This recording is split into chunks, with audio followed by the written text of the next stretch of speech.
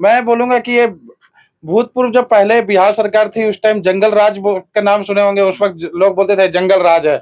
दिन दहाड़े लोगों के ऊपर गोली चलती है, डकैती होती है, लूट-पाट होता है। वही जंगल राज लगता है फिर से झारखंड में आ गया है। मैं कह सकता हूँ कि टाटा स्टील ने जितना लोगों को एसटी-एससी लोगों को ठगा है, उनको नौकरियों से निकाला है और अभी फिलहाल में ये स्थिति है कि वहाँ के लोग जो वहाँ के मूलवासी है, जहाँ वहाँ के आदिवासी लोगों को उनका हक नहीं मिल रहा है। टाटा स्टील में वो जो है मैं बोलूँगा कि ये भूतपूर्व जब पहले बिहार सरकार थी उस टाइम जंगल राज का नाम सुने होंगे। उस वक़्त लोग बोलते थे जंगल राज है।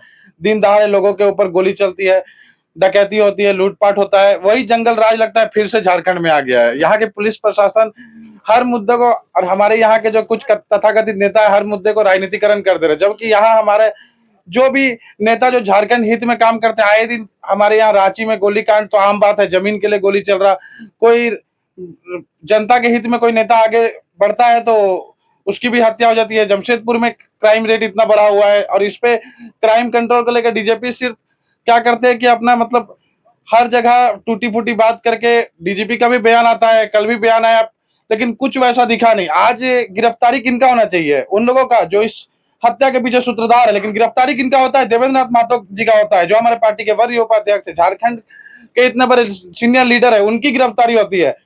पुलिस प्रशासन से जनता का विश्वास मानो उठ सा गया। ये सब देखने के बाद हमारे आप बताइए क्या देवेंद्र नाथ महतो जी अपराधी है? वो क्या अपराधी है?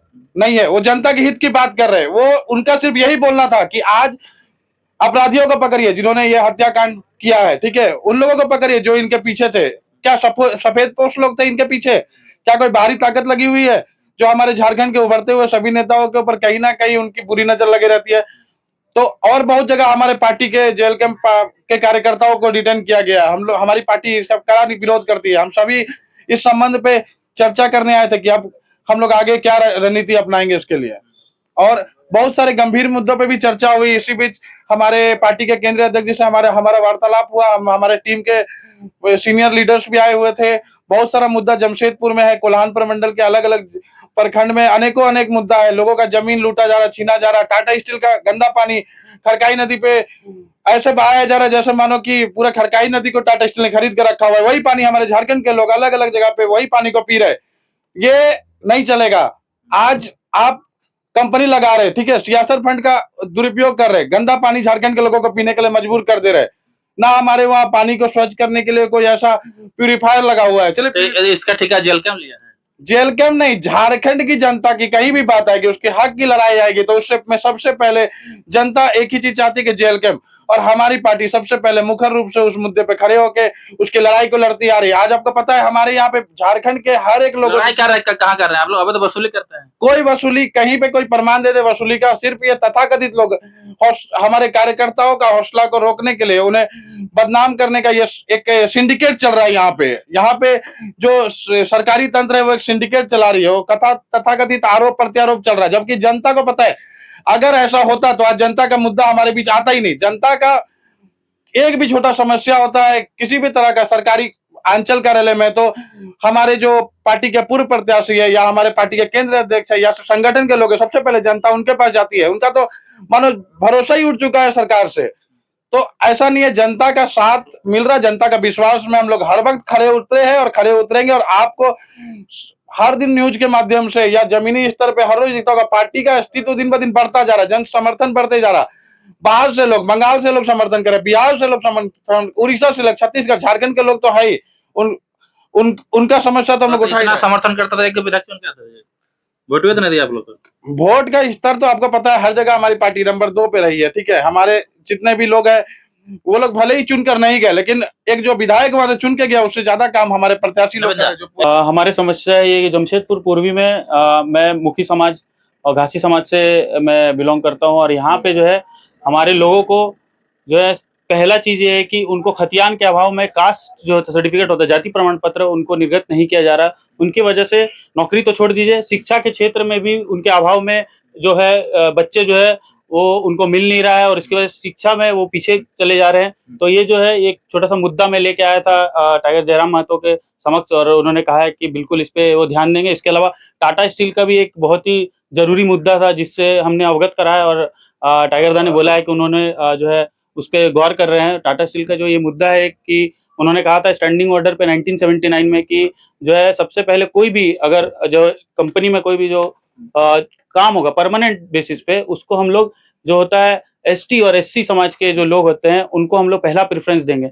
और पिछले 10 साल में मैं कह सकता हूं कि टाटा स्टील ने जितना लोगों को एसटी एससी लोगों को ठगा है, उनको नौकरियों से निकाला है। और अभी फिलहाल में ये स्थिति है कि वहाँ के लोग जो वहाँ के मूलवासी है, जहाँ वहाँ के आदिवासी लोगों को उनका हक नहीं मिल रहा है। टाटा स्टील में वो जो है वेंडर ठेकेदारी में काम कर रहे हैं और अपनी रोजी रोटी को चलाने के लिए बहुत ही निम्न जो होती है जो न्यूनतम दर में काम कर रहे हैं। और जो बाहरी लोग होते हैं, जो बाहर से आए हुए हैं, वो लोग पूरी तरह से टाटा स्टील में आके अपना परमानेंट जो होता है काम कर रहे हैं और वहाँ के लोग जो है वो दर दर भटक रहे हैं। तो ये मुद्दा लेके हम टाइगर के समक्ष आए थे और उन्होंने कहा है कि बहुत जल्द जो है वो जमशेदपुर पूर्वी इसी विषय में आएंगे, बहुत जल्द ही उनका आगमन होगा और जो है इनको हम इस मुद्दे को हम लोग जो है मजबूती के साथ आगे रखने वाले हैं। बनाया, प्रखंड अध्यक्ष बनाया, और उस स्थिति में भी अगर हमारे प्रत्याशी अभी देखिए हमारे सरायकेला विधानसभा प्रेम माटी जी हुए, तरुण महतो ईचागढ़, देखिए ये लोग सम्मानजनक वोट लाए हैं। 40 ईचागढ़ की जीत कितना में होती है, अगली बार कितना में 42,000 या 44,000 में जीत हुई, तो ये लोग 40-42,000 वोट लाए तो काफी लाए हैं। हाँ, जनता को इस बार हो सके थोड़ा समझने में भी टाइम हुआ, कहीं ना कहीं कुछ कुछ बिंदु है, जैसे मैया सम्मान योजना में भी जनता को लुभाने का कार्य किया हेमंत सोरेन जी, उस चीज का ये हुआ। लेकिन इतना है 29 में यही लोग ईचागढ़ विधानसभा हो या सरायकेला विधानसभा, यही लोग पुनः वापस आएंगे और ये हम गारंटी के साथ एकदम कहते हैं कि हम लोग पुनः वापस आएंगे 29 में। अच्छा, एक चीज और बता, लास्ट सवाल आपका रहेगा। जयराम महतो जी कह रहे थे मंत्री लोग को कि मेरे इस सवाल को आप लोग जवाब नहीं दे रहे हैं, हमको संतुष्ट नहीं कर पाए, क्या कुछ कहिए? बिल्कुल, मैंने भी देखा है उनका जितना भी सवाल रहा है, जितने भी मंत्री विधायक रहे हैं। इतना पेचीदा सवाल क्या पूछते हैं विधायक? नहीं बोलते? अरे पेचीदा वाला सवाल ही नहीं है, सीधा सीधा सवाल रहा है। जादूगोड़ा का सवाल उठा, कोई आज तक कोई विधायक मंत्री पूछे नहीं कि आपको विधायक पूछ दिया? नहीं, क्यों नहीं उठाएंगे? जादूगुड़ा में चूंकि पूर्वी सिंहभूम है, तो वहाँ का विधायक को ये उठाना चाहिए, उठाते नहीं। जादूगुड़ा माइंस का मामला एक दिन भी उठाते नहीं है। इतना बड़ा वहाँ पर आपका पोल्यूशन का बहुत बड़ा इशू बना हुआ है, उसको उठाते नहीं। लेकिन ये उठाते क्योंकि ये मेरा ऐसा मानना है कि ये व्यक्ति जो है कि गरीबों को बहुत नीचे स्तर से देखे हैं और जैसे जैसे ये बड़े होते गए और देखेंगे झारखंड की जो स्थिति है बद से बदतर होते जा रही। जिस प्रकार से पूंजीपतियों ने यहाँ के लोगों को ठग कर, भाड़ कर, लूट कर अपना जो है साम्राज्य स्थापित किया है, वो और इतने सारे विधायक इससे पहले भी चुन के आते थे, उनका बस एक ही काम होता था कि अपना जेब भरना। ये पहले ऐसे हमारे विधायक हैं जो अपना पेमेंट जो 75% दान करे। इससे आपको ये तो पता चलता है कि ये व्यक्ति कमाने के लिए नहीं आया, ये जनता के लिए है। तो जनता के लिए जहां जहां भी बातें होंगी, भले उस विधानसभा को वो विधायक उठाए या ना उठाए, लेकिन इनको पता है, वहां की जनता को पता है कि कोई उठाए ना उठाए, जयराम दा के पास जाएंगे, जरूर हमारी बातों को सदन पर रखेंगे और उठा भी रहे। इसमें पेचीदा वाला कोई सवाल नहीं है। ये अभी देखिए मंत्री लोगों का हालत खराब हो चुका है इनके सवालों को सुनकर। और ऐसे ऐसे अगर मान लिया, मैं बोल रहा हूँ 10 से 15 विधायक भी अगर रहते ना, आप देख लेते कि सदन में क्या से क्या स्थिति हो जाती, सारा काम सही होता, सिस्टम से होता। और मुझे ऐसा विश्वास है कि आने वाले समय में परिवर्तन जरूर होगा और हम यहाँ के झारखंडियों को, आदिवासी मूलवासियों को जो उनका जिनका हक है, जो अधिकार, वो अधिकार जरूर मिलेगा।